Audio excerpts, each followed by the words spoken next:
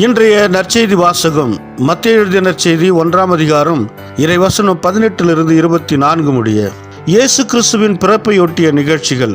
அவருடைய தாய் மரியாவுக்கும் யோசேப்புக்கும் திருமண ஒப்பந்தம் செய்யப்பட்டிருந்தது. அவர்கள் கூடி வாழும் முன் மரியா கருவுற்றிருந்தது தெரிய வந்தது. அவர் தூய ஆவியால் கருவுற்றிருந்தார்.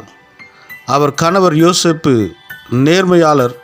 அவர் மரியாவை இகழ்ச்சிக்கு உள்ளாக்க விரும்பாமல் மறைவாக விலக்கிவிட திட்டமிட்டார். அவர் இவ்வாறு சிந்தித்து கொண்டிருக்கும்போது ஆண்டவரின் தூதர் அவருக்கு கனவில் தோன்றி, யோசேப்பே, தாவீதின் மகனே, உம் மனைவி மரியாவை ஏற்றுக்கொள்ள அஞ்ச வேண்டாம். ஏனெனில் அவர் கருவுற்றிருப்பது தூய ஆவியால்தான். அவர் ஒரு மகனை பெற்றெடுப்பார். அவருக்கு இயேசு என பெயரிடுவீர். ஏனெனில் அவர் தம் மக்களை அவர்களுடைய பாவங்களிலிருந்து மீட்பார் என்றார். இதோ கன்னி கருவுற்று ஓர் ஆண் மகவை பெற்றெடுப்பார். அக்குழந்தைக்கு இம்மானுவேல் என பெயரிடுவர் என்று இறைவாக்கினர் வாயிலாக ஆண்டவர் உரைத்தது நிறைவேறவே இவை யாவும் நிகழ்ந்தன.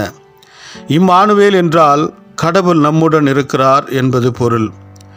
யோசேப்பு தூக்கத்திலிருந்து விழித்தெழுந்து ஆண்டவரின் தூதர் தமக்கு பணித்தவாறே தம் மனைவியை ஏற்றுக்கொண்டார். இது கிறிஸ்து வழங்கும் நற்செய்தி. கிறிஸ்துவே உமக்கு புகழ். ಮತ್ತಾಯ ಅಧ್ಯಾಯ 1 ವಚನ 18-24 ಯೇಸು ಕ್ರಿಸ್ತನ ತಾಯಿ ಮರಿಯಳು. ಯೇಸುವಿನ ಜನನ ಈ ರೀತಿ ಸಂಭವಿಸಿತು. ಮದುವೆ ಮಾಡಿಕೊಳ್ಳಲು ಯೋಸೇಪನಿಗೂ ಮರಿಯಳಿಗೂ ನಿಶ್ಚಿತಾರ್ಥವಾಗಿತ್ತು. ಆದರೆ ಮದುವೆಗೆ ಮೊದಲೇ ತಾನು ಗರ್ಭಿಣಿಯಾಗಿರುವುದು ಮರಿಯಳಿಗೆ ತಿಳಿದು ಬಂತು. ಮರಿಯಳು ಪವಿತ್ರಾತ್ಮನ ಪ್ರಭಾವದಿಂದ ಗರ್ಭಿಣಿಯಾಗಿದ್ದಳು. ಮರಿಯಳನ್ನು ಮದುವೆಯಾಗಲಿದ್ದ ಯೋಸೇಪನು ನೀತಿವಂತನಾಗಿದ್ದನು. ಮರಿಯಳನ್ನು ಜನರ ಮುಂದೆ ನಾಚಿಕೆ ಪಡಿಸಲು ಅವನು ಇಷ್ಟಪಡಲಿಲ್ಲ. ಆದ್ದರಿಂದ ಅವನು ಗುಟ್ಟಾಗಿ ನಿಶ್ಚಿತಾರ್ಥವನ್ನು ರದ್ದುಗೊಳಿಸಬೇಕೆಂದಿದ್ದನು. ಯೋಸೇಪನು ಹೀಗೆ ಆಲೋಚಿಸಿಕೊಂಡ ನಂತರ ಪ್ರಭುವಿನ ದೂತನು ಯೋಸೇಪನಿಗೆ ಕನಸಿನಲ್ಲಿ ಕಾಣಿಸಿಕೊಂಡನು.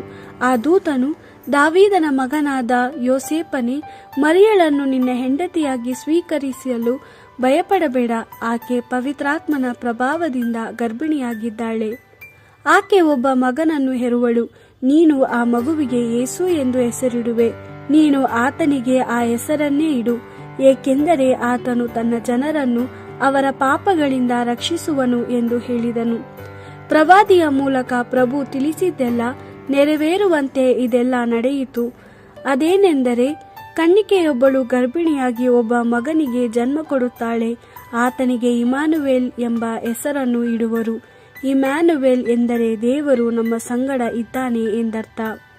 ಯೋಸೇಪನು ಎಚ್ಚರಗೊಂಡ ಮೇಲೆ ಪ್ರಭುವಿನ ದೂತನು ಕನಸಿನಲ್ಲಿ ಹೇಳಿದಂತೆಯೇ ಮರಿಯಳನ್ನು ಪತ್ನಿಯನ್ನಾಗಿ ಸ್ವೀಕರಿಸಿಕೊಂಡನು.